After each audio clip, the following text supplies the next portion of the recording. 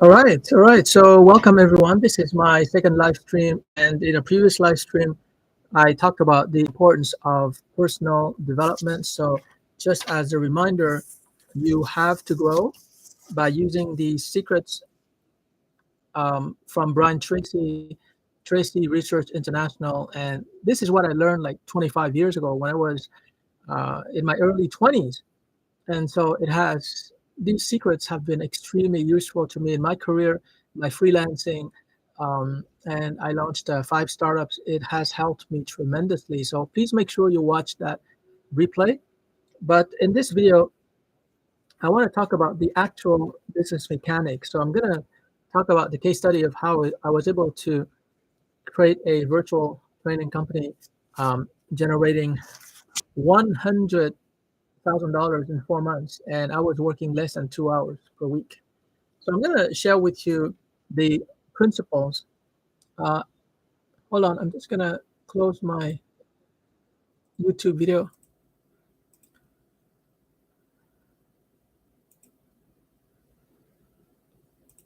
Yeah, so I'm gonna share with you the principles that you can reuse in order to make money from your business, because chances are, you're not running a virtual training company, you're not hiring contract trainers. I had six contract trainers.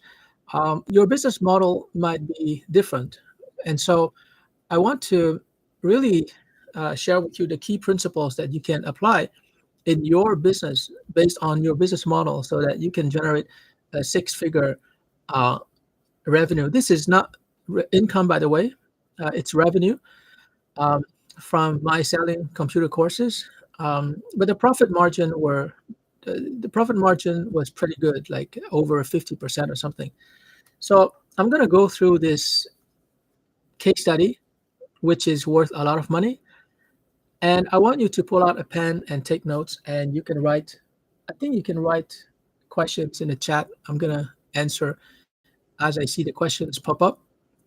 But I just want to preface this by telling you with absolute certainty that this case study, this video you're watching, is worth more than my 3 years at McGill University. I paid $15,000 for 3 years, and I didn't learn this kind of practical, profitable business knowledge. It doesn't mean my business professors or my courses were not good. It was very theoretical, it gave me a strong foundation. But what I'm going to teach you here is practical. And I know with absolute certainty that it really works because I saw the accounting records from the accounting girl, and it was over 100,000. And the best part is that after 4 months, it was growing exponentially. So let's take a look at the key factors that enabled me to achieve that kind of success. So the first thing you have to understand when you go into business is that you've got to have a quality product. Forget about services. If you're a coach, a consultant, a trainer, you have to find a way to convert your services into a product, because only a product is scalable so that you can produce more and more products, and you can stay in bed. You can make money while you're sleeping.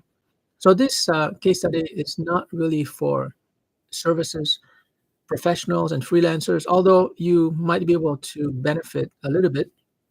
So if you're going to go into business and you had a choice between creating or selling a product that somebody else has created versus selling a service, I strongly recommend that you go with a product. Your product can sell for, I don't know, only $10, $20. It don't matter, because even at that low price level, you can make profits from volume. So it's very important to decide that you're going to go with a product. So just to give you an example, um, it's pretty hard for people to think in terms of product, because most people think in terms of profession. That's how we've been trained our entire lives, right? At college and university, no professor will tell you, look, John, after you graduate, you have to go out there and create a product. No, they tell you after you graduate, you got to go find a job. And what is a job? A job is when you're serving your boss or you're serving customers. So that's not a good deal. Trust me, in a long term, it's not it's not a good deal for you to exchange your time for money, because guess what? You only have 24 hours in a day, and you can only work productively 8 hours a day. So as long as you're offering a service, you're going in the wrong direction. So let me put it this way. Let's say a service is when you're going eastward, and you can go extremely fast, but you're not going to get to financial freedom. Financial freedom is over here, financial wealth, right? Financial freedom. You're going in the wrong direction. You have to go in this direction. You have to go north in order to reach financial freedom. But of course, when you go eastward like this and you're offering a service as a freelancer, as an employee, it can be a straight arrow, because all you have to do is get a job, and then your boss is going to make sure you have work to do every day, 5 days a week. So it's a straight arrow. And as you probably know by now, the easy path is usually the wrong path. This is the easy path. This is the hard path. I'm going to put it here. This is the hard path. This is the easy path, but it's also the wrong path. You're never going to get rich when you offer a service. You're never going to get rich when you're offering a service. So make sure you understand that. If you go into business and you're going to offer a service, it's game over. Now, the problem or the challenge when you're trying to create a product here is that it's hard. It's not a straight line. It's not a straight arrow. It's going to be more like this. You go here, and then you go here, you fail, and you pivot, you go here, and finally, you find your true north, and you create a product that actually works. But the shortcut that I found was that instead of me creating a product at the time, I was selling computer courses by Microsoft. So I was selling Word courses, Excel, PowerPoint, Outlook, and Access, the database software program. And I also used training manuals by Microsoft. So I didn't develop the training material. I didn't develop the software, obviously. I was just offering training. And it was a product in the sense that I was not delivering the training. I had 6 contract trainers that were very good, and they were teaching Word, Excel, and Outlook, Access, and PowerPoint. So I relied on them. So on that basis, it was a product. So if you have a company and you have other people, contractors or employees who are delivering a service, then it could be considered a product in the sense that you're not delivering the service. So I could have, like, instead of 6, I could have like 60 contractors, right? I would still make money. I can still sleep very well at night because I'm not the one delivering the service, okay? So high quality product, you have to work with other people, contractors, and you have to have contracts in place. I had clear contracts about what they were supposed to do.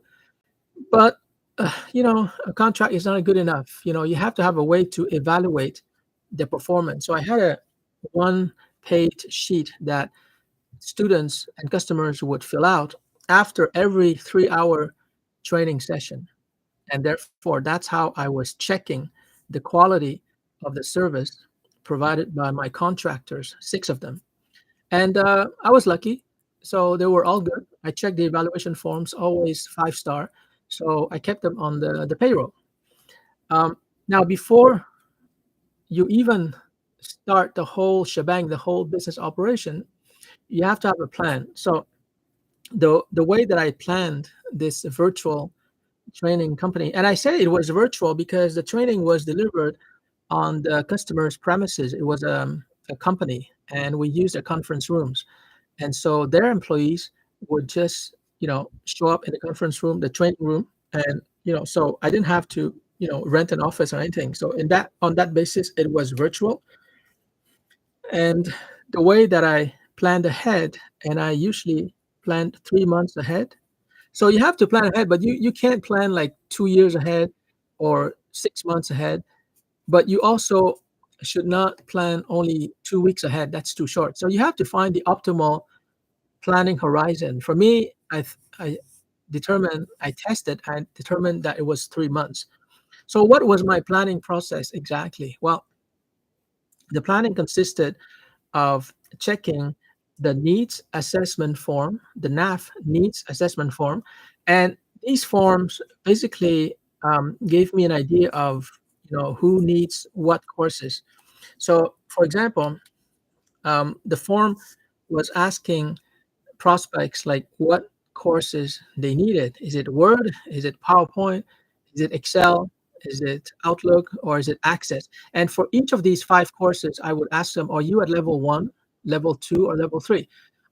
And there was a way for us to test them to know whether in Excel they're at level one or level two. For example, they know about pivot tables, or level three, where they can do like advanced macros in Excel. So you have to evaluate the needs of your prospects. You have to treat your business like a professional, like as if you were a dentist or a doctor, right? So you have to know their needs. And if you don't know their needs, you have to talk to them and you have to ask them, what are your needs and what is the problem? Like a doctor. Of course, unlike a doctor, you don't ask them to get naked. Okay, so anyways, you have to think like a professional. You're an ophthalmologist, you're a dentist, you're a doctor. So a lot of people, they go into business and they don't act like professionals. They're just trying to sell whatever product or whatever service they come up with. Even if your product or service is based on your passion, which is a very, very delicate thing. You have to be careful about your passion. You still have to be professional. Still have to figure out some way, you know, their needs. And so, based on the needs that they gave me, they filled out a form, the NAF, the needs assessment form. Then I could schedule courses ahead of time in the next 3 months. So, for example, I remember that Excel courses were very, very popular because the word, most people think that they can learn by themselves how to use Word, but Excel, it's a little bit technical. Access, it's a little bit too much, but I'm going to talk about how I was able to sell Access courses. So, Excel courses were very, um, very popular. So I scheduled a lot of Excel courses, level one, level two, level three. And once I scheduled those courses, I would book the contract trainers, right? Because it's very important. If there's no trainer, well, there's no training session. So I have to book with them and make sure that they're able to deliver those sessions in the next 3 months. And of course, my contractors were very happy that I booked them for 3 months because they have guaranteed income. I think I was paying them $30 and I was charging $60. So, like I said, the profit margin was very good. So once we have the 3-month calendar set up, then I would just call the 200 customers and tell them, hey, John, your Excel level 2 is scheduled in 2 weeks. So you might want to put that on your calendar. So that's the phone work. That's what I was doing 2 hours per week, just calling people to notify them of their upcoming training session. And that's it, guys. That's it. That's all it takes to make 100K in 4 months, 2 hours per week. That's it. This is like magic. When I did this and I saw the accounting records, I couldn't believe it. More and more people were filling the needs assessment form. So there was a lot of demand because the product was very good, Microsoft product. And I had 6 contract trainers to fulfill the demand. And I evaluated them. So I controlled the performance and had a plan 3 months ahead. I realized that, holy crap, I didn't learn this at McGill University. Like McGill University, what we're learning, and in a future video, I'm going to show you the transcript of what I learned. Actually, I think I have the transcript somewhere. Hold on.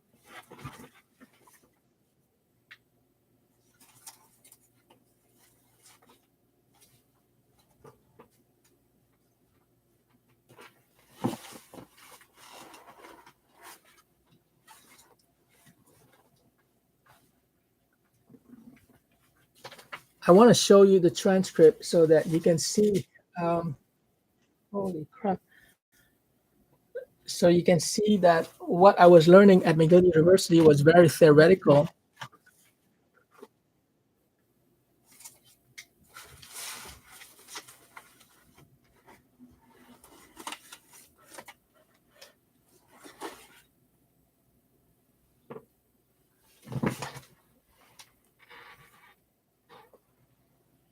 Sorry, I can't seem to find it, but I'll show you the transcript later on.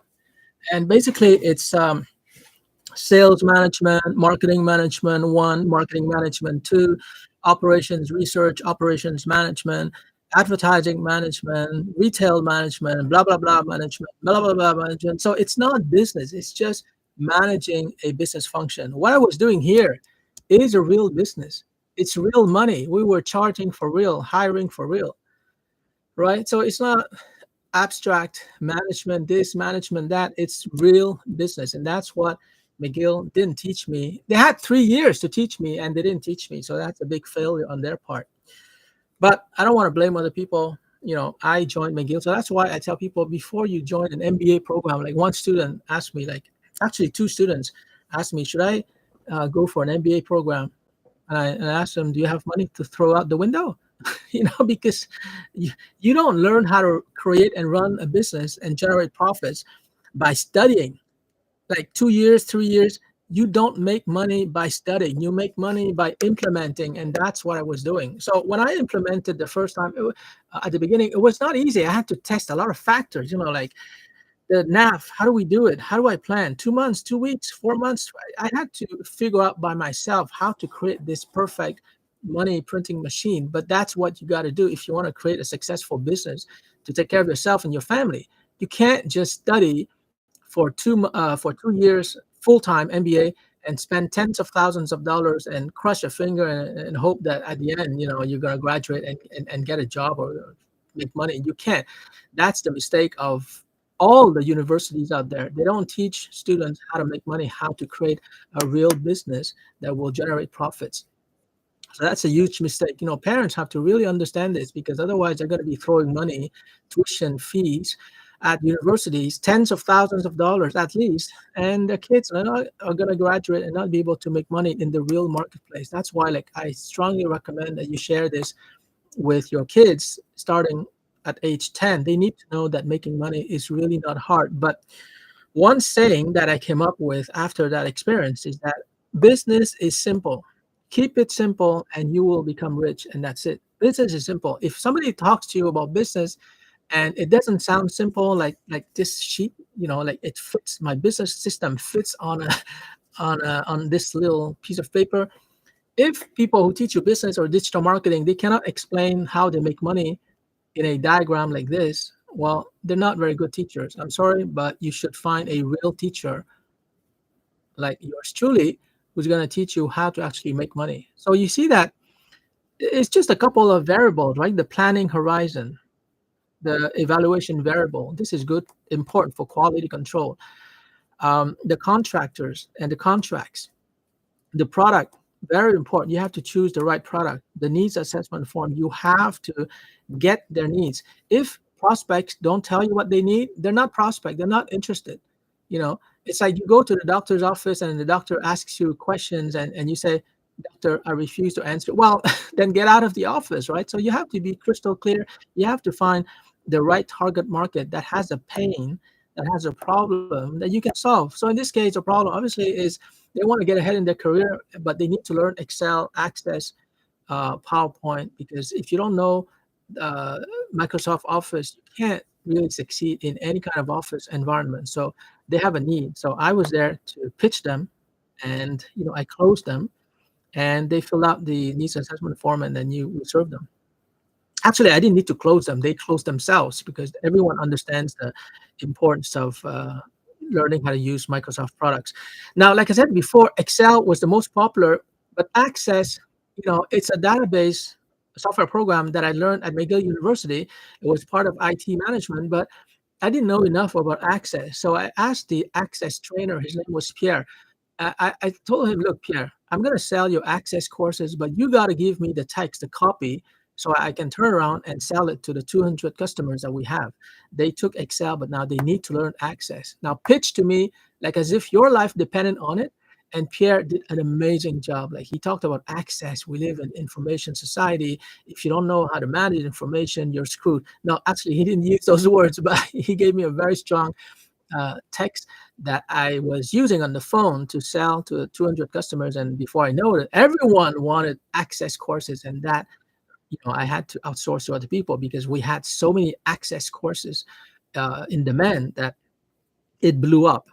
And so, you know, uh, I guess I should put Another variable, the sales copy. The sales copy. This is the text that you're using to sell your product or your service. So, guys, there you have it. It's amazing that on this piece of paper, I can explain to you very simple the business system that I was using to generate 100K in 4 months, 2 hours per week. After that, it grew exponentially, but that's not important. The important thing is to get to that six-figure revenue. And after that, the system was basically working on automatic. So I hope that this little video, this case study, gives you some ideas and it gives you the inspiration, the motivation, the courage to get started with your business. So, what can you do? What is the next step? The next step is to find a product that you can actually sell, a product, ideally that you're using yourself. If you're using a product, then you know it almost like inside out, and you are 100% convinced about the benefit of that product. Second thing is that you have to collaborate with other people. You can do it on your own, but it's going to be tough. So find people who either will train for you, or if you have a product, then you probably don't need to hire other people. You have to find a way to create mechanisms for you to evaluate everything important that's going on in your business. And there's nothing more important than evaluating customer satisfaction. So you have to listen to your customers and ask them, like, what did we do right, what did we do wrong, how can we serve you better? This is very, very important. You have to listen. Plan, super important. You have to plan the next 3 months. If you look at your calendar and you don't know what you're going to be doing in the next 3 months, that's not good. Or the next 2 months, or at least the next 30 days, you got to know what's going to happen, so that you're on track to reach your goals. And the needs assessment form, you have to have at least a one pager or survey or some kind of a Google form where you ask people, prospects, um, what they need, so that you can plan ahead. And again, if they don't want to tell you what they need, well, it's game over. They're not interested. They're non-buyers. You have to let them go.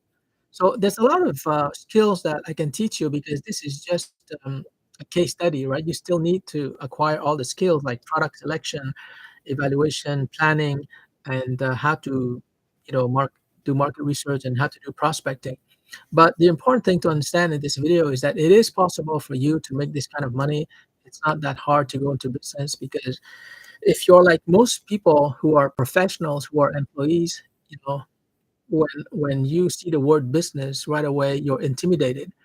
You think of business as this big bad world, where you don't know how to run a business. And in a way, business is complicated. Business is like war. And when you're working in your cubicle, you're kind of protected from the war, because you work in a big building and there's a lot of people around you. It feels safe. But business is when you go out there and you have to fight a war. But I hope that this video shows you, convinces you that it's not that complicated. It's a little war that you have to win. But once you tweak a few variables here and there, and you have, a good solid business that makes some money, some profits, then you only have to amplify and automate, and everything's gonna go well. So if I can do it, you can do it. Um, if you're watching this as a replay, please ask all the comments. All the questions that you have in the comments. I'd be happy to teach you some more. But basically, this is a very one case study. I'm going to give you more case studies of how I was able to launch other products and services and businesses.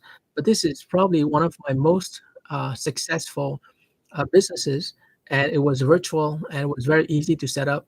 And trust me, it's what I learned doing this in 4 months is worth more than what I learned in 3 years at McGill University. So that gives you an idea of the value. So please watch this video again if you have to, and ask me all the questions in the comments, and I would be happy to help you out. All right, that's it for this live stream. Thank you for being here, and I'll see you in the next one.